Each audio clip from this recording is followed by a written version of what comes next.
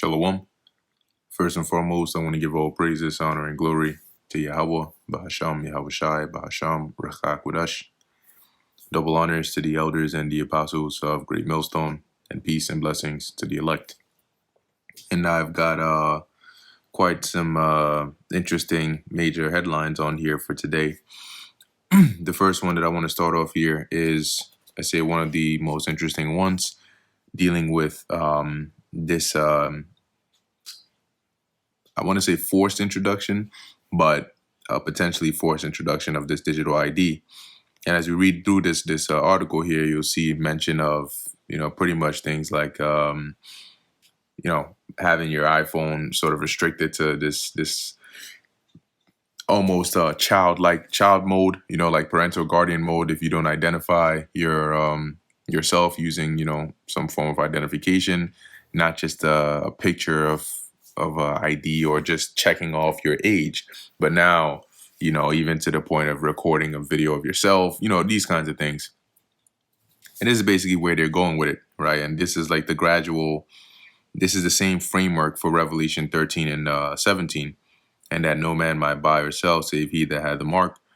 This is just, the steps that are leading into it, right? The steps easing into it. But anyway, it says the UK government plots digital ID lockdown on every phone in lockstep with big tech. The Labour government in Britain is accelerating its assault on digital privacy under the well-worn banner of child protection. So, using the cover of child protection, they are basically hiding under that umbrella to introduce some very invasive surveillance systems in here. It says fresh plans leaked to the press reveal ministers intend to compel Apple, Google, and other tech firms to restrict smartphones so thoroughly that a digital ID will be needed to use them with unfettered access. And when you're fettered, or something fettered is restricted. It's like unrestricted access, basically. In order to do that, you need to have and prove and show your digital ID. And this is going to extend as well to the internet. A lot of people access the internet via smart phones or devices, TVs, smart TVs, tablets, computers. That's how majority of people access the internet, right? So even smartwatches. So if in order to even use those platforms or those machines or devices, you need to to verify yourself, and you don't want to do that, then how are you gonna get access to anything more? The mechanism comes in the form of expanded age verification that effectively demands digital identification for device setup and use. So while you're setting up the device, they would have those steps in there to digitally identify yourself. And they might allow you to say, okay, well, if you don't digitally identify yourself during the setup process, your phone could be set up, but it'll be set up in a very base form, a restricted form that you can barely use anything. Maybe you try to access the internet, it says no, you need to verify your ID. Or you try to download certain apps, you need to verify your ID. So it's kind of useless, right? Like you bought the phone, but you can barely use it because you can't verify, or you decided not to verify digitally your identification, or your identity, I should say, while setting up the phone or the device.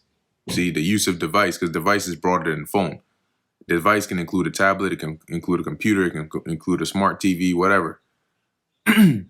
What is sold as safeguarding the young is shaping up as a backdoor mandate for every adult in Britain to submit ID just to operate a phone or go online. You hear that? This development lands alongside Google's confirmation that it will soon bring digital IDs to Android devices in the UK via Google Wallet. And what you're seeing here with this digital ID is a compilation of different facets, different avenues into one. Health records, identification, Google Wallet. What is that?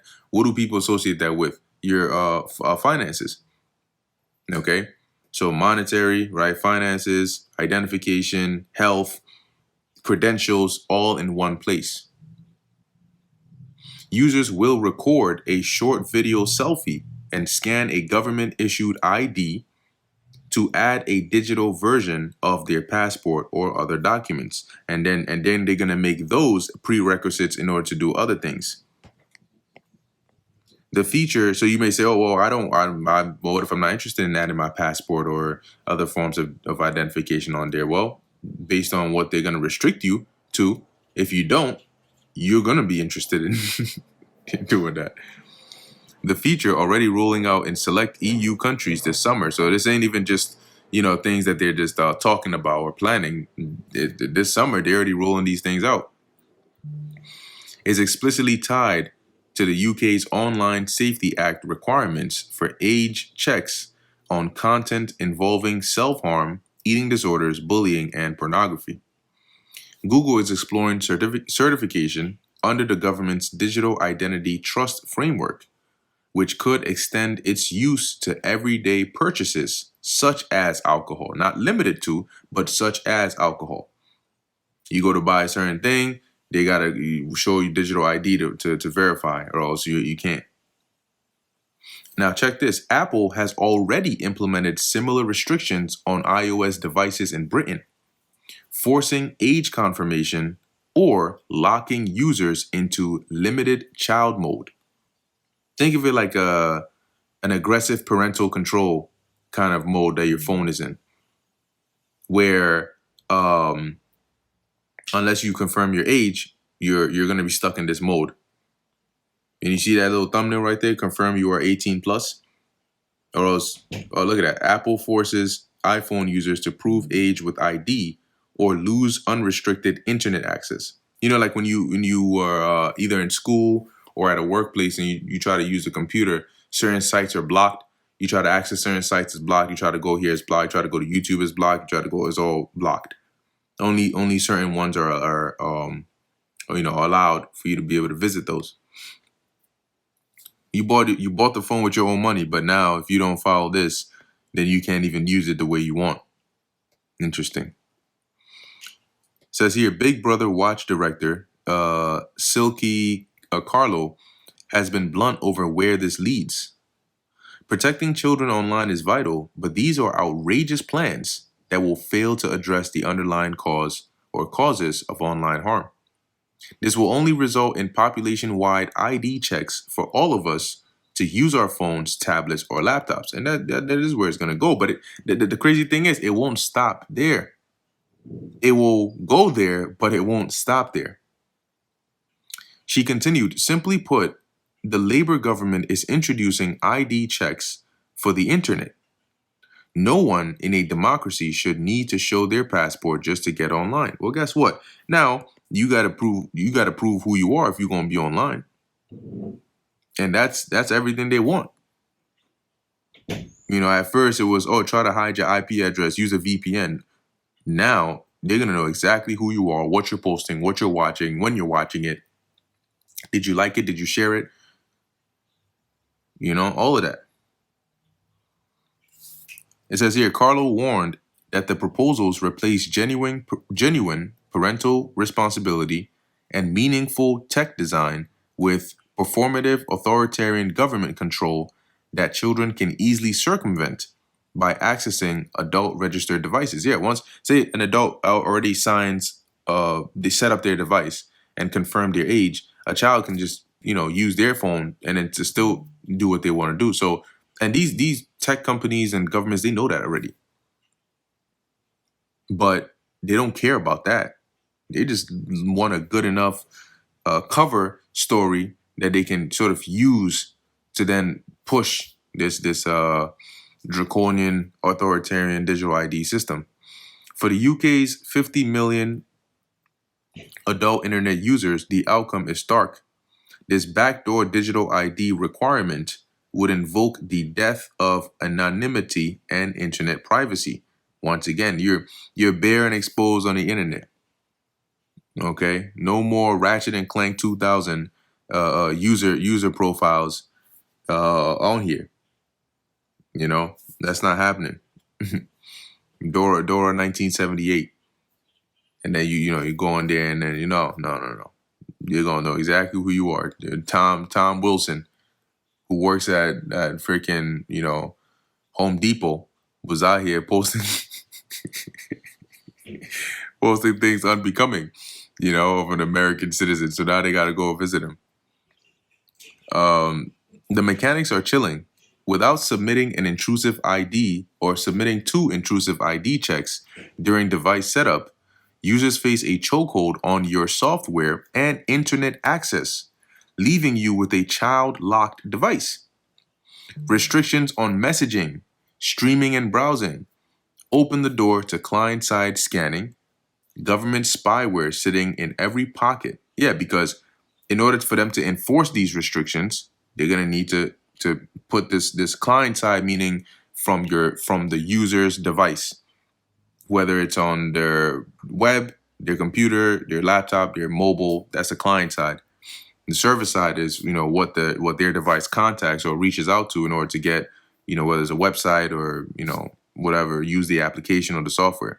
So they're putting this device on this software on or spyware on your actual device in order to be able to force you to, like, if they want to force you to be able to keep your phone locked unless you verify your ID, that has to be client side.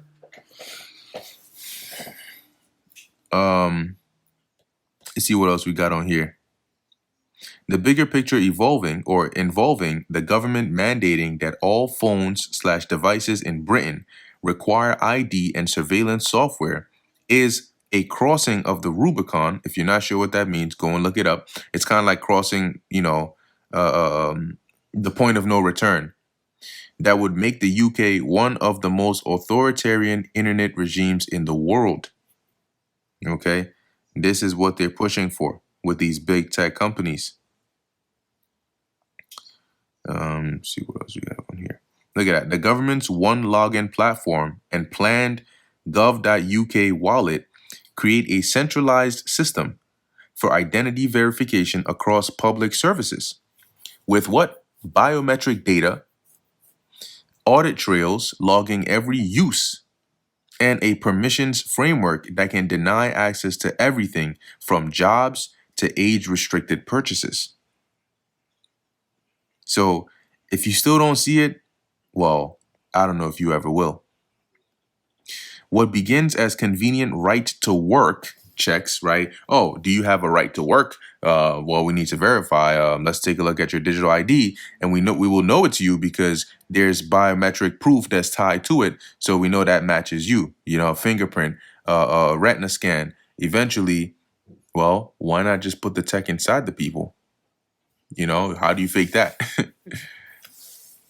So today you can set a password on your phone using facial recognition, and then you can just take the phone while the person is sleeping and just point it to their face, and then it unlocks. So that's one way to go around that. But now if you put it inside them subdermally, subdermal implants, that's going to be much harder to circumvent. Anyway, checks or alcohol verification quickly becomes a comprehensive record of daily life, open to expansion and abuse. And we said this. We said that, look, in order to set up a system that they claim they want to set up, you need to go to an extreme level to enforce, keyword, enforce this. Because what stops people from just not doing it? What stops people from just saying, yeah, I'll just do what I want to do anyway? Enforcement. And in order to do those, you need to cross the Rubicon here, right? The figurative Rubicon, the digital Rubicon. Labor ministers have privately discussed assigning digital IDs to newborn babies alongside their health records, modeled on Estonia's system. Wasn't that a surprise? Framed initially as a tool to tackle illegal immigration through right-to-work verification, the scheme has ballooned into a cradle-to-grave tracking apparatus. So when they first mentioned that, the right to work, illegal immigration, blah, blah, blah, we let you know that that's not where it was going to stop. And now you're seeing that. So at the point where you're seeing it go right now, if it didn't stop before, why would it stop now? when on the books, in articles, in papers, in videos, and plans and agendas, they have it down that they want to get to the point of implanting. No more smart devices, cell phones. No, now these are implants merged with your body. That's where they want to get. Go and read a lot of Klaus Schwab's writings and stuff. You'll see it in there. The World Economic Forum agendas. It says critics across the spectrum have labeled it a sinister overreach with nothing to do with stopping the boats and everything to do with building a permanent digital file on every citizen from birth. And this is where we are, where this isn't being discussed in some conspiracy theory circle somewhere. No, this is open. This is in your news. Your governments are talking about this. They have pilot programs that are already, ahead on this. But it doesn't stop there. Okay. It says here, this national infrastructure mirrors global blueprints pushed by the WHO and funded by the Gates Foundation. Wasn't this guy found in some Epstein files? He's still out here. A WHO document outlines a globally interoperable digital identity system for what? Permanent, lifelong tracking of V status from birth registration onward. Yeah, totally not invasive at all. Records will integrate personally identifiable information with socioeconomic data, including your household income, your ethnicity, your religion. Fuck, they need all that for? AI would target the unreached, combat misinformation, and support conditioning access to education, travel, and other services on compliance. So, I mean, hey, let me see what else they got on here. Yeah, it says refusal could trigger digital consequences, restricted access to services, finance, or movement. Is that not Revelation, the 13th chapter? It's the framework. Okay, it's the framework. It's a system. And as the time goes on, they continue to push it more and more and more, make it alive to where one day you wake up and you realize this is your reality. There's an implant inside you. And if you don't have it, you are restricted. You have restricted access, if any access at all, to services, finance, movement, because everything is going to be based on your ID. Can they identify you? Who are you? Under the same safety logic already being applied to phones and age verification, the surveillance grid expands while public oversight remains minimal. All right, and then it goes on more and more. But this right here is, actually, let me jump down and read this last part here. Britain is being marched toward a future where showing a passport equivalent digital ID becomes the price of entry to the internet, to commerce, to the normal life, all while the architects insist it is voluntary and for the children. This is the reality, and the world is very, very quickly headed for it. Okay. Now, usually I like to keep the headlines short and straight to the point, but this one had some pretty good information, so I just wanted to bring most of that out. But moving on, we have here, it looks like the conflict with the Iran and the U.S. and Israel is back on, at least. As here it says, Iran official warns we will deliver painful blow to Israel over Beirut suburb strike. Right, so they're back with these strikes again. Now, I mean, let's see. Maybe they finally realize that negotiations are pointless, even though you got Pakistan claiming to be doing their hardest, even though nobody asked them to try to negotiate between these two parties. But all you're doing, as the guy in the Matrix said, is you're prolonging the inevitable. All right, Mr. Anderson, you're prolonging the inevitable. This is this biblical prophecy. Okay. And all this is going to do is just lead into the next phase of events that the Lord has set planned. Qatar issues urgent NOTAM until June 14th as regional tensions escalate. And I believe that's like a NOTAM is basically like a notice, notice to air missions, or like what they call airmen, basically saying that, hey, this is a critical time, so either limiting flights, or taking other certain precautionary measures due to, as it says, regional tensions escalating. We have your U.S. intercepted fresh Iranian ballistic missile attacks overnight as Tehran blasts ceasefire violations, right? They're saying the U.S. violated ceasefire. What did you expect? They didn't honor the first one or the second one, and you thought they were going to continue. Come on. So in summary, Iran's foreign ministry says U.S. overnight action, especially bombing coastal radar facilities, is a violation of ceasefire. It was going to come at some point. New nighttime salvo of missiles in Kuwait, Bahrain, 6 ballistic missiles fired at Bahrain and Kuwait were intercepted, CENTCOM said. Overnight flare-ups started with Iranian attack drones in Strait being intercepted by U.S. forces.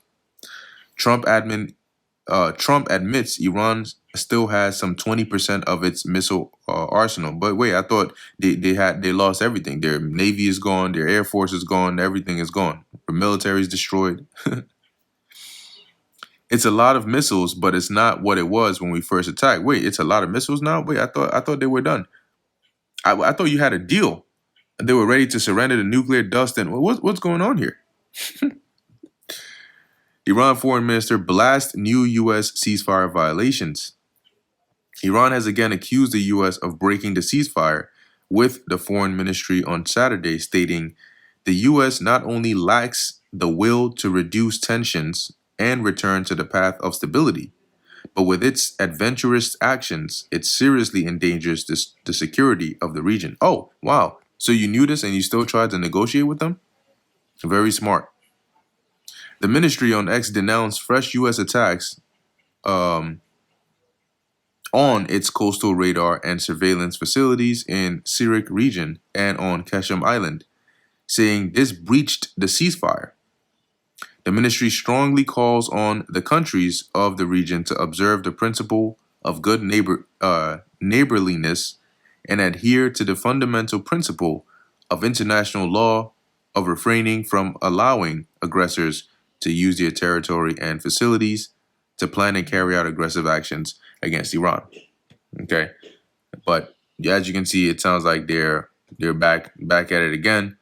I mean, we'll see where this goes, but just know the world is in a worse state now than it was when this first started months ago, or should I say 4 to 6 weeks ago, right? Because that's what they said. That's how long they said it would be.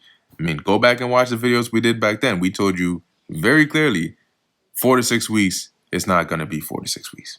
It's never the time they tell you it is. Okay? Speaking of the world being in a worse place, you have the UN Food Agency now warning millions to be pushed into hunger by this prolonged Iran war. Some sides call it a conflict, some call it an operation. It's a war that's going on, and it's brewing, and it's only going to get more and more intense. Now, what's interesting about this, right, it says here, I'm just going to skim through and hit some of the main points. The United Nations Food Agency is sounding a catastrophic alarm on the macroeconomic fallout of the ongoing conflict in Iran and the Persian Gulf region. Jumping down here, it says, realizing a grim trajectory, the agency previously warned would occur if the Middle East crisis stayed prolonged and global oil prices remained elevated. Fragile economies are feeling the most pain, with WFP analysis of 3 highly vulnerable nations revealing that an additional 2.5 million people in Somalia, 2.3 in Afghanistan, 1.3 in Sri Lanka are currently struggling to meet their most basic daily nutritional needs. Most basic. While these big bags enjoy luxuries on top of luxuries, not even considering the evil that is about to come onto them. Back in March, WFP estimated that a staggering 45 million people globally could be pushed into severe food insecurity by the end of June. Guess what? We're already in June. Okay, we're already in June. It's a couple weeks away, and we'll be at the end of June. And that number is going to continue to increase. Compounding, over 300 million people globally who were already facing critical food shortages before the war erupted. All right. Now you notice it mentions globally, right? This isn't isolated to just one specific part of the world. And this is all, part of biblical prophecy. The Lord said this as part of judgment that will come upon the earth. Okay. I believe it's in let me see, what precept is it in? Second Ezra's 16. Yeah, let me see. Second Ezra's 16 and 22. For many of them that dwell upon earth, that's the globe, shall perish of what? Famine. And the other that escape the hunger shall the sword destroy. So, you may on a higher level, right? You're gonna have certain people, certain countries, certain regions of the world where a lot of people are just dying of famine, lack of food. And in other parts of the world that do have access to food, it's gonna be so dangerous that they may not have the problem of starving to death, but a different kind of violence, okay, of weapons, of guns, of a dangerous time, chaos, all hell breaking loose. Okay, so that's why it says, "Shall the sword destroy?" Moving on here, we have here protest. It says protesters target NV Energy at utility conference as anger over soaring electricity prices boils over, and that's the thing. You have an increase in these, people's electric bills as you're having more and more of this these creation of these data centers that are being placed around. They're apparently paying people now to set some of these up on their land, their property. But the more they're building these, it takes more resources. It takes power, okay, to run those billions of GPUs, and so it takes energy. They consume a lot of energy, and people are paying the consequences. And these big tech CEOs and these tech giants, they're telling you, hey, stop being so fringent and be ready to fork up some money from your from your wallets to pay for this, because you will be paying for this. So I mean, they're telling you that, and people are not having it, at least for now.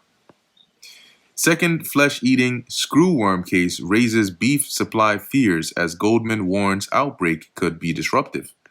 All right. It says the U.S. Department of Agriculture, or USDA, confirmed a second new world screwworm case in a 1-month-old calf in Zavala County, Texas, roughly 5.6 miles from the first confirmed detection. Now, they're saying that this is still under control, but these are all signs showing you when the Lord says famine, pestilences, earthquakes, disruptions, beginning of sorrows. It's easy is an understatement of how effortlessly the Lord can do this and will do this. But the level on of severity and damage that it's going to be on, it's going to be incomprehensible. Okay. So these are your headlines. As you can see, once again, it's only getting more and more dire, more and more draconian, but also closer and closer. And now you're starting to feel those winds of that storm pick up, and before you know it, you might get hit with that other side of the storm. Okay, so Lord willing, that was edifying and informative to the elect. In closing, I want to give all praises, honor, and glory to Yahweh, Bahasham Yahweh Shai, Bahasham Rakha Kodash. Until next time, Shalom.